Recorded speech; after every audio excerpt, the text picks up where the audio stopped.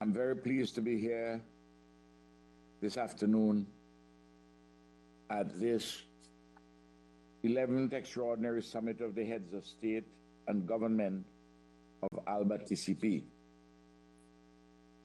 I want, on behalf of all of the 6 independent member states of the Organization of Eastern Caribbean States, which countries constitute individual members of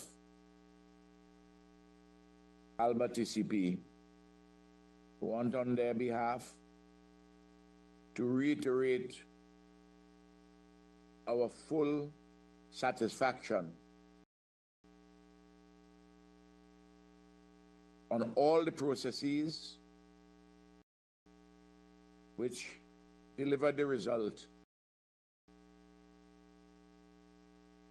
in the re-election of Nicolás Maduro as the constitutionally elected president of the Bolivarian Republic of Venezuela.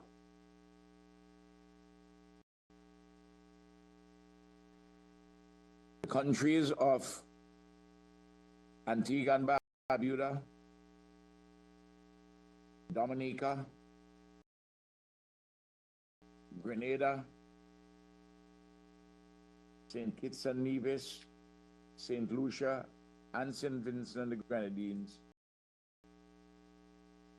within 2 days of the re-election of Nicolás Maduro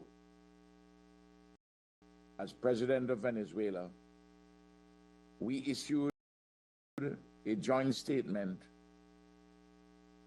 about this election and congratulated him on his electoral triumph. I want also to say, on behalf of all these 6 countries, that we support the draft declaration of this summit. The matters which we are considering today are fairly straightforward if you have a dispassionate mind and that you're interested in truth and in justice. First of all, the national law of Venezuela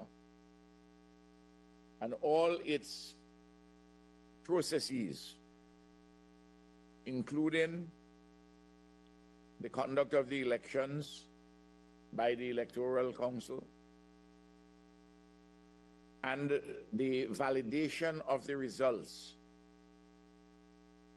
by the Supreme Court upon proper inquiry, the Electoral Chamber of the Supreme Court. This determination by the constitutional legal authorities within Venezuela, in the presence of large numbers of international observers, including from the Caribbean, including from St. Vincent and the Grenadines. All of this would normally satisfy any objective, rational group of persons or states. And international law would support what had been done, what has been done in Venezuela through the national legal constitutional authorities. Of course, not everybody is rational, and not everybody is disinterested. And the fact of the matter is that the history in the hemisphere has shown, this hemisphere, that the United States of America has a history of conducting itself in a manner which is inconsistent with its own declared principles on which its own republic is based. And in the case of Venezuela,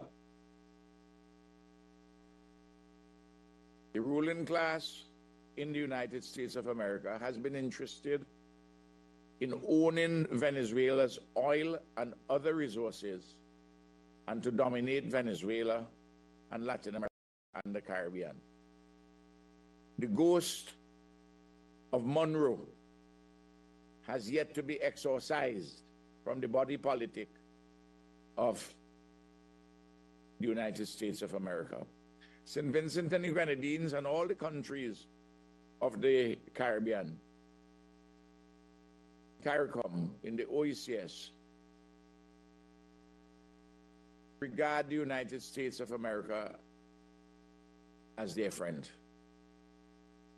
And the United States of America is a country of great promise and great achievement. But yet, it has this imperial blind spot that repeatedly shows its conduct in Latin America and the Caribbean to be inconsistent with its own ideals.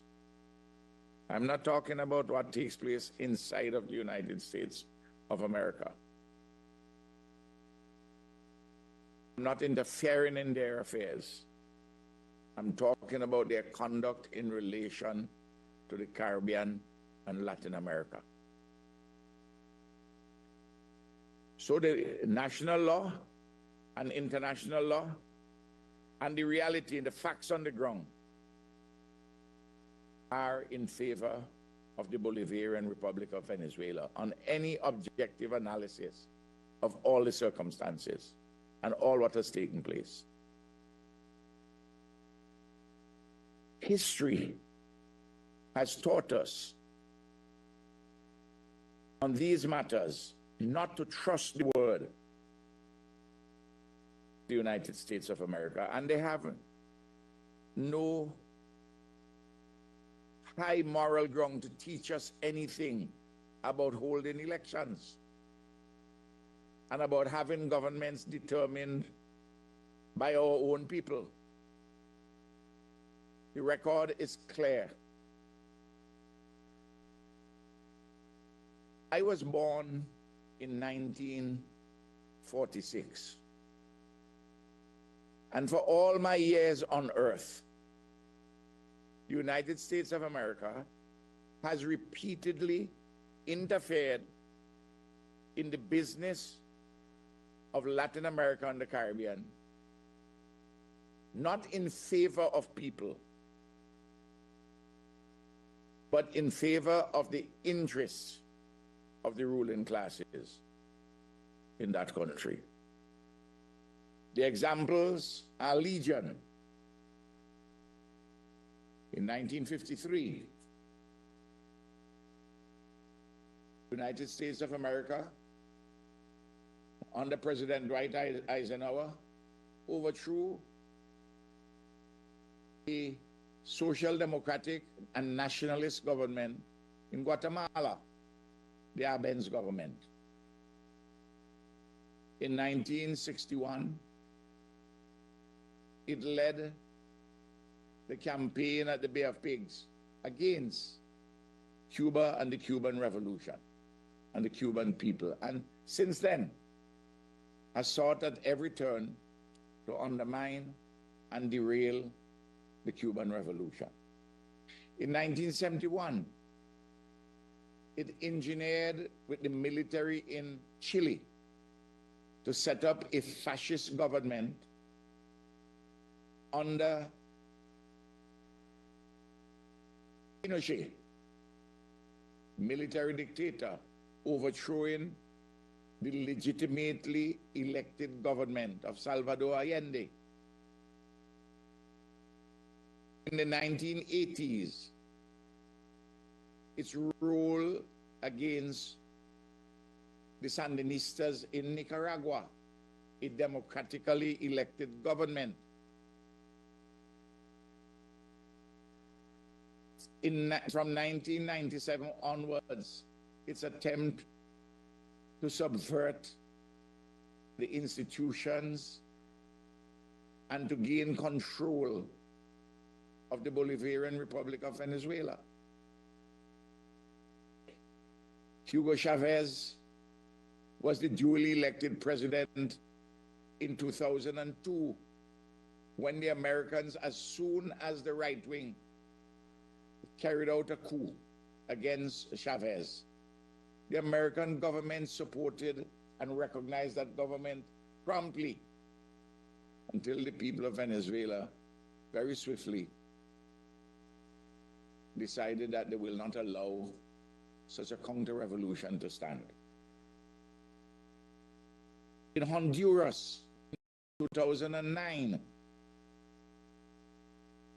they connived with the right wing, the reactionary class, the pro-imperialist groups within Honduras to overthrow illegitimately elected government. In that country, in Honduras, Melez, our brother, the husband of the current president of Honduras, was overthrown, President Zelaya. In Bolivia, a very ingenious coup d'etat carried out in connivance and with the support of Almagro at the OAS. They carried out a coup, an ingenious one, by the way of an electoral observer mission. These are the broad historic facts.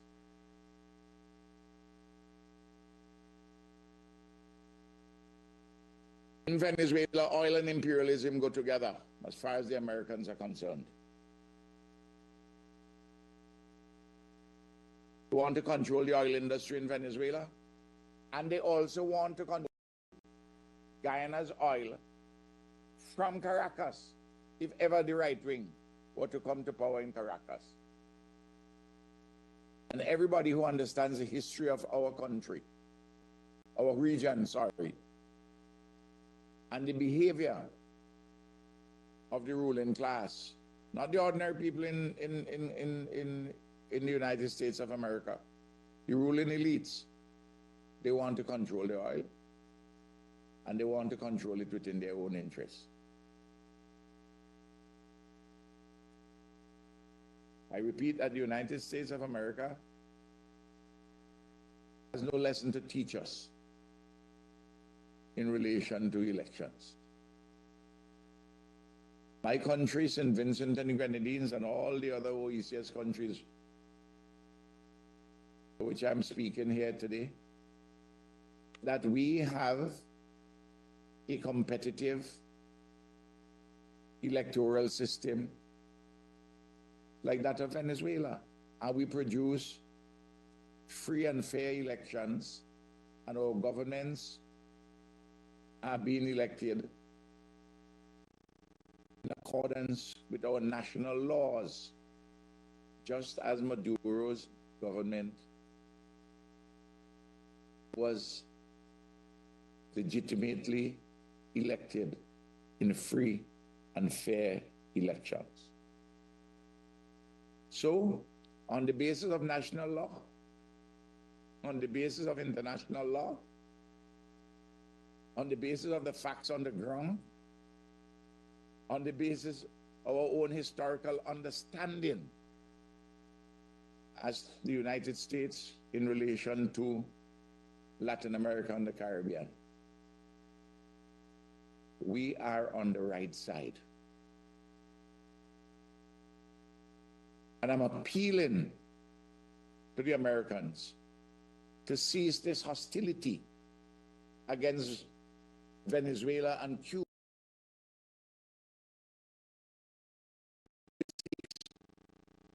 To resist imperialism.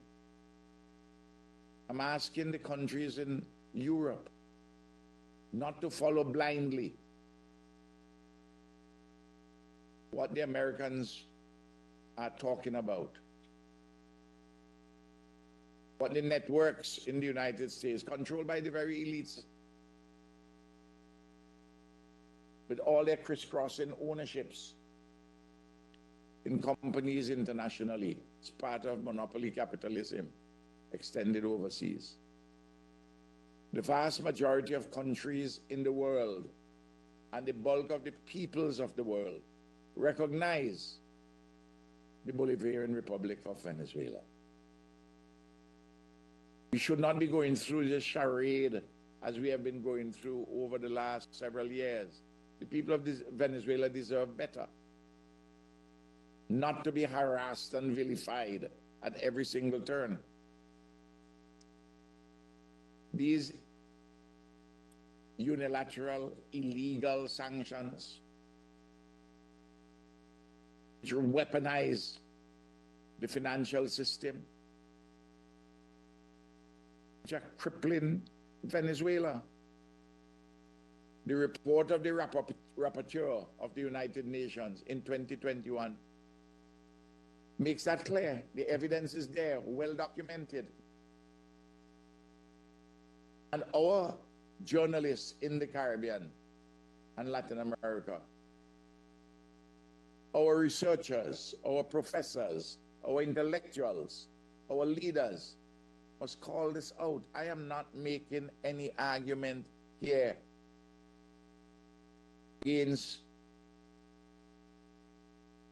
the American people. I'm not calling for any overthrow of any government in the United States. I want us to maintain friendship with the United States. But it must cease to interfere willy-nilly in the business of the governments and peoples of the region. It must, I repeat, exorcise this evil spirit of Monroe. It still pervades American foreign policy. This year they have elections, presidential elections. And they're all playing to the gallery and playing to the votes in South Florida. And Florida is an important state in the presidential elections. Venezuela must not be made a prisoner of imperialism and American presidential elections. Daily, they harm Venezuela as in fact they harm Cuba. And I'm asking, I'm pleading, I'm calling on them to stop it. It is wrong. In my church, in my religion, the Roman Catholic Church, sin is divided in two categories: mortal sin and venial sin. Mortal sins are the real serious sins, like murder. Well, their policies, the policies of the American elites, the American ruling class, those policies are daily killing Venezuelans and Cubans because of these blockades, because of these unilateral illegal sanctions.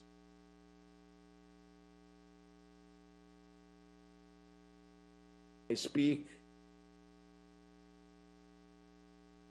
love and friendship for the United States of America.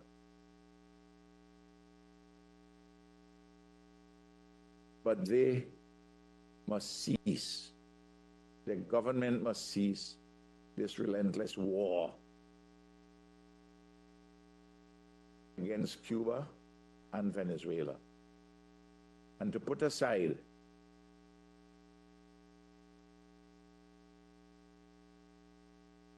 this awful sin they have been committing against the Venezuelan and the Cuban people.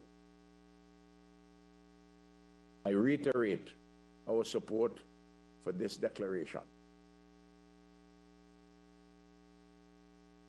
I will not be here for the whole of the meeting because I have another meeting, but I'm very happy to have been given the opportunity to speak and to speak on behalf of the rest of the OECS. I look forward to seeing my brother Nicolás in flesh at the soonest opportunity.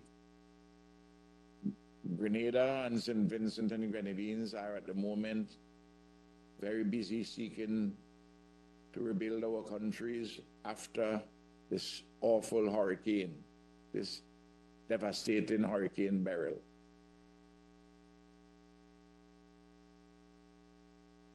We call on all the North Atlantic powers, United States, Canada, Western Europe. Please,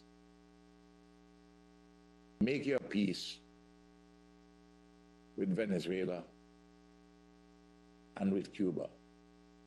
Let justice prevail. Let's decency. Respect the laws and the constitutions of these countries and cease the subversion through all nefarious means. It is wrong. International law. It is wrong before man and God. St. Vincent and the Grenadines remains in solidarity with the Bolivarian Republic of Venezuela and with President Maduro, while at the same time we retain and build our friendship with the United States of America, but urge the American elites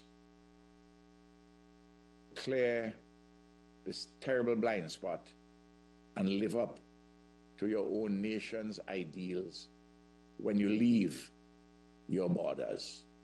Thank you.